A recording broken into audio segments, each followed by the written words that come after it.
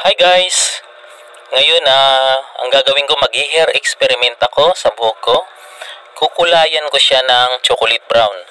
Dahil ang kinakalabasan ng chocolate brown pag medyo light na yung buhok mo sa kabil-bleach ay nagiging asgray ang kinakalabasan at napakatagal niyang mag-fade. So yan ang ginagawa ko. So ina-apply ko pero nahirapan ako sa suklay. So ang ginawa ko ay nilagyan ko muna sa pamamagitan ng aking kamay. So pag nalagyan ko na lahat yung buhok ko, ayan ay marahan ko na siyang susuklayin hanggang sa magpantay-pantay hanggang sa puno ng aking buhok. So guys, yan lang sinusuklay ko tapos patutuyuin ko na. Yan lang ginagawa ko.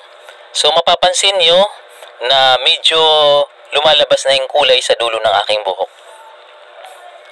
So guys, ayan na, pagkatapos kong banlawan, yan, very light, as gray talagang kinalabasan ng buhok ko sa dulo kasi yan talaga ang bleach na ang buhok ko. So yan kinalabasan niya. Gustong gusto ko ang resulta ng chocolate brown sa buhok ko.